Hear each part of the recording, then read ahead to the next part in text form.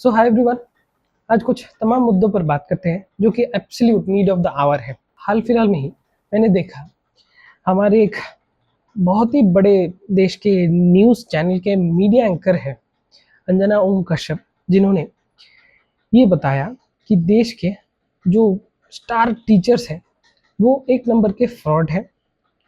Somehow कुछ ना कुछ करके ब्लैक बोर्ड पर कुछ एक मार्कर से कुछ बना देते हैं जिससे कि उनको व्यूज़ मिल जाता है और फिर वो पैसा छापते हैं।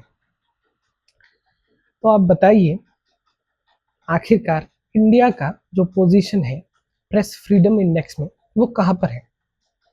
इस साल पिछले साल के मुकाबले और भी ज़्यादा नीचे आ चुका है एट 157th पोजीशन, और साल दर साल पिछले कई सालों से ये और भी नीचे ही जाता जा रहा है। और ऐसा होगा भी क्यों ना?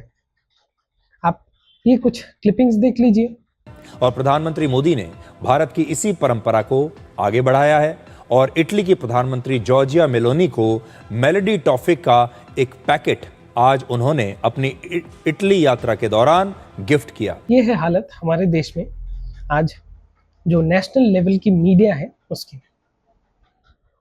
और फिर नॉर्वे से कोई एक मीडिया पर्सनैलिटी ने हमारे प्रधानमंत्री को कोई एक सवाल पूछ लिया, उसके ऊपर कितना हल्ला कट जाता है, मतलब कोई सेंस ही नहीं है। उसने जो पूछा था वो तो मतलब बेसिक सा है। खैर, हमारे देश में किसको ही प्रेस कॉन्फ्रेंस करना है ना? ये ना कि ये एक क्लिपिंग सामने आई है ट्विटर पर, जहाँ पर क्लास 12th का एक बच्चा है जो कि खुद एक इन्वेस्टिगेशन करता है कि सीबीएसई का जो टेंडर निकला है, ओएसएम जो रिपोर्ट सीबीएसई बनाती है उसको लेकर। Just graduated class 12th this year, and I have wrote a blog that compares the tender documents of CBSE, and I have uploaded and I have published it, and I have just compared both of them, and I found some discrepancies, and yes, that's pretty much it. अब आप मुझे बताइए कि क्या ये एक class 12 के बच्चे का काम है, या फिर ये मीडिया का काम था, या फिर जर्नलिस्ट का काम था? और तो और वो ये भी कह रहा है कि कॉन्फिडेंटली वो बता सकता है कि कम से कम 15 से 20 गलतियां सीबीएसई ने की है इस टेंडर को देते वक्त। तो फिर होगा ही, डेटा में घपला तो होगा ही, जाहिर सी बात। आज लाखों बच्चों के भविष्य दांव पर लगे हैं, पता नहीं आगे चलकर क्या होगा।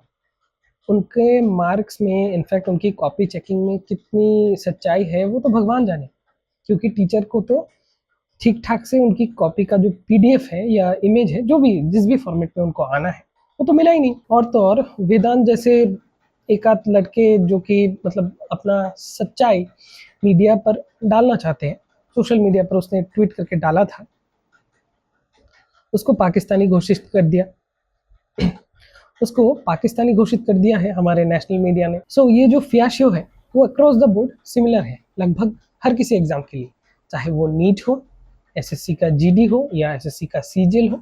एसएससी तो मतलब क्या ही कहना, पिछले 2017 से लेकर 26 तक 10 सालों में 50 से ऊपर लीक के केसेस हैं, और ऑनलाइन में तो मतलब हद से ज़्यादा। जो लोग ये सोचते हैं कि नीट ऑनलाइन में होगा तो करप्शन कम होगा या पेपर लीक नहीं होगा, वो एक बार एसएससी का हाल देख लो, जो कि ऑनलाइन में पेपर कंडक्ट कराया जाता है। पर खैर, किसको ही फुर्सत है, एसएससी के तो बस पैसे लूटने हैं समहाउ। चाहे आपका वो टेंटेटिव आंसर की के बाद फाइनल आंसर की में जो गलतियां है उसके तहत हो, या फिर आपके फॉर्म में करेक्शन के तहत हो, उनको बस पैसे कमाने से मतलब है। एनीवेज, उसके बाद अभी फ़िलहाल मुझे ये देखने को मिला कि सीयूईटी के पेपर में ग्लिच, एसएससी जीडी की तरह सेम हालत है। सेंटर में लोग जो बैठ सकते हैं एग्ज़ाम देने के लिए वो जगह है 250 लोगों की, और लोग बुला लिए जाते हैं 800 से भी अधिक। ये है हालत हमारे देश में आज डिजिटल इंफ्रास्ट्रक्चर का। सरकार जो है, चाहे वो अलग अलग मिनिस्ट्रीज़ हो, मंत्री हो, आपके स्टेट लेवल पर हो, मतलब हर तरफ से करप्शन है और देश को पूरा खोखला बनाने का प्लान है, सिर्फ 2 लोगों को धनवान बनाने के लिए, about whom I am talking.